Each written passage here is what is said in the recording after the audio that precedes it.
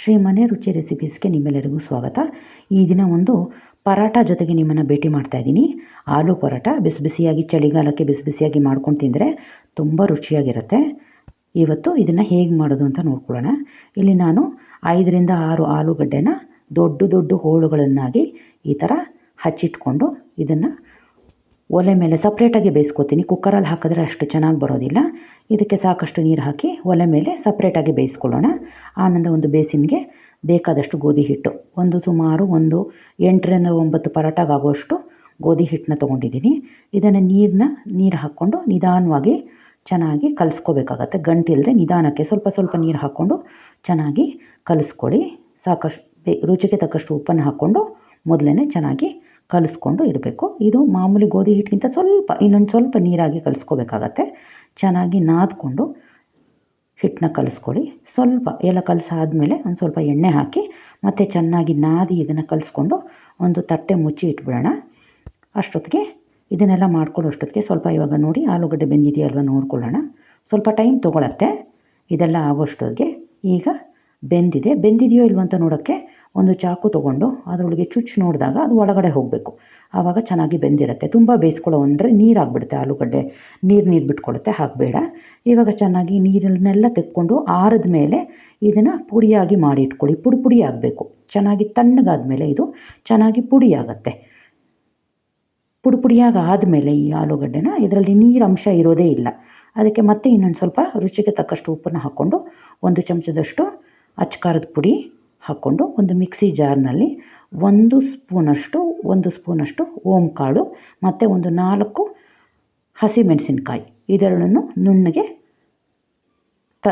ತರ್ತರಿಯಾಗಿ, ನುಣ್ಣಗಲ್ಲ ತರ್ತರಿಯಾಗಿ ಇದನ್ನು ಪೇಸ್ಟ್ ಮಾಡ್ಕೊಳ್ಳೋಣ. ಅದನ್ನು ಕೂಡ ಈ ಒಂದು ಅಚ್ಕಾರದ ಪುಡಿ ಮತ್ತು ಉಪ್ಪು ಹಾಕ್ಕೊಂಡಿದ್ದೀವಲ್ಲ ಆಲೂಗಡ್ಡೆ ಮಿಶ್ರಣಕ್ಕೆ ಅದಕ್ಕೆ ಹಾಕ್ಕೊಳ್ಳೋಣ. ಮತ್ತು ತುರಿದಿಟ್ಕೊಂಡಿರುವಂತಹ 1 ಚಮಚದಷ್ಟು ಶುಂಠಿನ ಕೂಡ ಇದಕ್ಕೆ ಹಾಕ್ಕೊಳ್ಳೋಣ. ಹಾಕ್ಕೊಂಡು ಎಲ್ಲನೂ ಸೇರಿಸಿ ಚೆನ್ನಾಗಿ ಮಿಕ್ಸ್ ಮಾಡಿಕೊಂಡು ಹಚ್ಚಿಟ್ಕೊಂಡಿರುವಂತಹ ಕೊತ್ತಂಬರಿ ಸೊಪ್ಪು, ಸಣ್ಣಗೆ ಹಚ್ಚಿಟ್ಕೊಂಡಿರುವಂತಹ ಕೊತ್ತಂಬರಿ ಸೊಪ್ಪನ್ನ ಕೂಡ ಇದಕ್ಕೆ ಸೇರಿಸ್ಕೋಬೇಕಾಗತ್ತೆ. ಸೇರಿಸ್ಕೊಂಡು ಎಲ್ಲನೂ ಚೆನ್ನಾಗಿ ಮಿಕ್ಸ್ ಮಾಡ್ಕೊಳ್ಳಿ.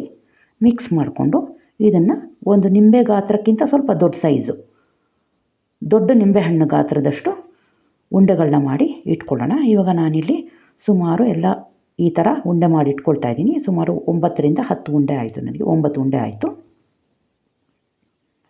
ಸೊ ಇಲ್ಲಿ 9 ಪರಾಟ ಆಗೋಷ್ಟು ಆಗಿದೆ. ಒಂದು 5ರಿಂದ 6 ಆಲೂಗಡ್ಡೆ ಮೀಡಿಯಮ್ ಗಾತ್ರದ ಆಲೂಗಡ್ಡೆ ತೊಗೊಂಡ್ರೆ ಇಷ್ಟ ಆಗತ್ತೆ. ಸೊ ಈಗ ನೋಡಿ ಹಿಟ್ಟು ಕೂಡ ಚೆನ್ನಾಗಿ ನೆಂದಿದೆ. ಈಗ ಸ್ವಲ್ಪ ಆಲೂಗಡ್ಡೆ ಉಂಡೆಗಳಿಗಿಂತ ಇದು ಸ್ವಲ್ಪ ದಪ್ಪ ಇರಬೇಕು. ಈ ಥರ ಉಂಡೆಗಳನ್ನ ಮಾಡಿ ಇಟ್ಕೊಂಡು ಈಗ ಲಟ್ಟಿಸ್ಕೋಬೇಕಾದ್ರೆ ಚೆನ್ನಾಗಿ ಹಿಟ್ಟು ಅದ್ಕೊಂಡು ಎರಡೂ ಬದಿನಲ್ಲಿ ಚೆನ್ನಾಗಿ ಹಿಟ್ಟು ಅದ್ಕೊಂಡು ನಿಧಾನವಾಗಿ ಲಟ್ಟಿಸ್ಕೊಳ್ಳಿ. ನಿಧಾನಕ್ಕೆ ಲಟ್ಟಿಸ್ಕೋಬೇಕು.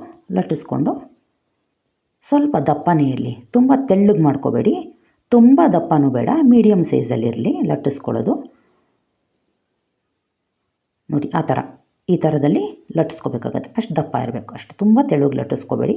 ಈಗ ಮಧ್ಯದಲ್ಲಿ ಇಟ್ಬಿಟ್ಟು ಸ್ವಲ್ಪ ಜಾಗ ಬಿಟ್ಕೊಂಡು ಎಲ್ಲನೂ ಕ್ಲೋಸ್ ಮಾಡ್ಕೊಳ್ಳಿ. ಹೆಚ್ಚಿಗೆ ಮೇಲೆ ಬಂದಿರೋ ಹಿಟ್ಟನ್ನ ತೆಗೆದುಬಿಡಿ. ಕೈನಲ್ಲಿ ಅದನ್ನು ತೆಗೆದು ಕ್ಲೀನಾಗಿ ಸರಿ ಮಾಡ್ಕೊಳ್ಳಿ. ಸರಿ ಮಾಡಿಕೊಂಡು ಅದನ್ನು ಮತ್ತೆ ನೀಟಾಗಿ ಹಿಟ್ಟದ್ಕೊಂಡು ಸ್ವಲ್ಪ ಚಪ್ಪಟೆ ಮಾಡಿಕೊಂಡ್ರೆ ರೌಂಡ್ ಆಗುತ್ತೆ, ಆಚೆ ಬರೋದಿಲ್ಲ. ಸ್ವಲ್ಪ ತೀರ ತೆಳ್ಳಗಿಲ್ಲದೆ ಇರೋದ್ರಿಂದ ಆಲೂಗಡ್ಡೆ ಏನು ಆಚೆ ಬರೋಲ್ಲ, ಎಲ್ಲ ಕಡೆ ನೀಟಾಗಿ ಅದೇ ಹರಡ್ಕೊಳ್ಳುತ್ತೆ ಲಟ್ಟಿಸ್ತಾ ಇದ್ದಾಗ. ಸೊ ನಿಧಾನವಾಗಿ ಲಟ್ಟಿಸ್ಕೊಳ್ಳಿ, ತುಂಬ ಪ್ರೆಸ್ ಮಾಡೋದು ಬೇಡ.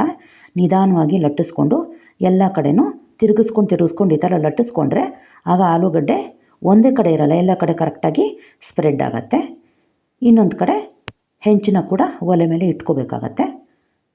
ಇಟ್ಕೊಂಡು ಅದು ಬಿಸಿ ಆಗೋಷ್ಟೊತ್ತಿಗೆ ಲಟ್ಟಿಸ್ಕೊಳ್ಳಿ. ನಿಧಾನವಾಗಿ ಲಟ್ಟಿಸ್ಕೋಬೇಕು, ತುಂಬ ಪ್ರೆಸ್ ಮಾಡೋಕ್ಕೆ ಹೋಗಬೇಡಿ. ಈಗ ಹೆಂಚು ಕಾದಿದೆ.